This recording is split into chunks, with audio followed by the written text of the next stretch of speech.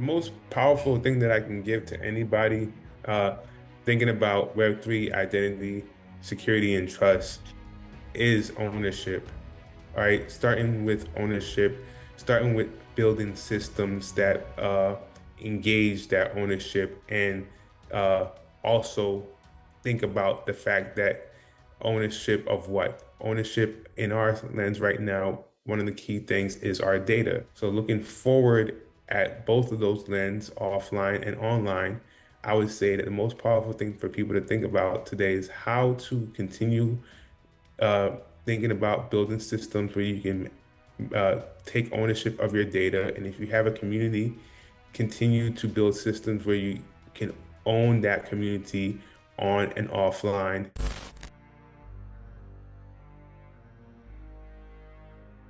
Let's look at this from three facets.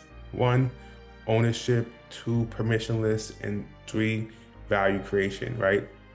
So self-sovereignty from the lens of ownership means that you truly own your data. Moving on to the second point of permissionless. Permissionless means that you have the agency to activate, monetize, and move and access your data or your community, right? You're not looking for permission, right? Obviously, there's a certain amount of skills and accessibility that you need to understand how to, like, from a builder's perspective, if you want to build something with your platform, there's a certain amount of skills that you have to obtain.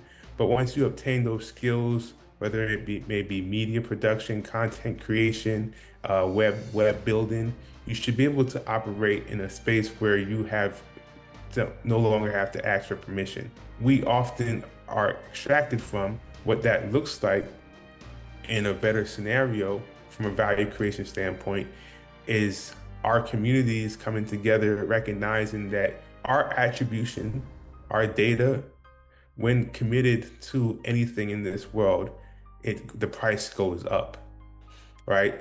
So how do we start to capture that value, or how do we,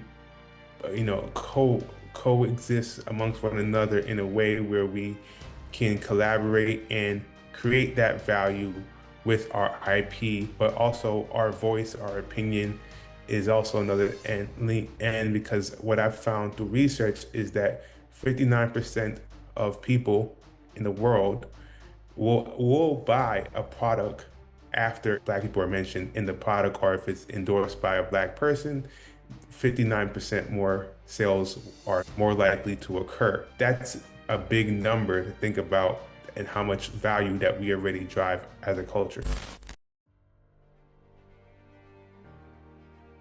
I love this question because this is something that I talk about very often. I'm actually building towards this right now today with my platform, Skylark, right? Skylark is an on-chain engagement platform, and the premise behind on-chain engagement is the very fact about how our data today is being captured, fragmented all over the internet, and we don't see a dime from that. So how do we capture, utilize these moments of engagement and get rewards for it, right?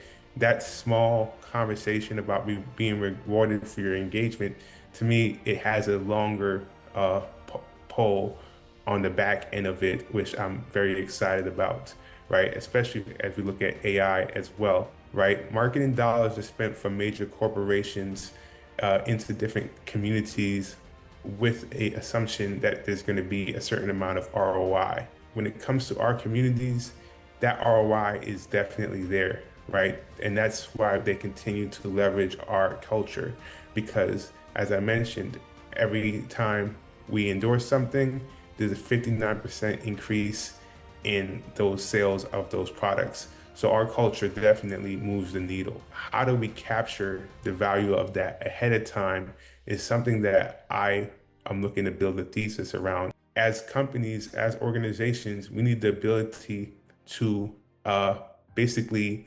create value.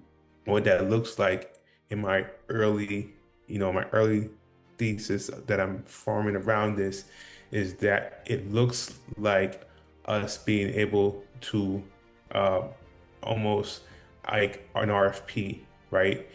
And these companies are looking for engagement. They're looking for uh, like their brand to be boosted. We boost them, but we're the first line of engagement, and that first line of engagement ends up creating value that we can capture, and we can then resell, tokenize, and resell that value. Those individuals were able to capture value from digital assets.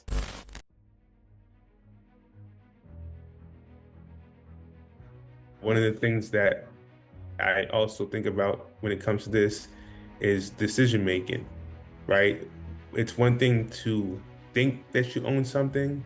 It's more transparent and truly ownership if you can see that the decisions that you're being made around that is actually being, it's actually driving the outcome that you want it to make as well. The decentralized autonomous organizations, they are at their best a system that will reflect the ability to provide ownership of assets and then also provide transparency around decision making.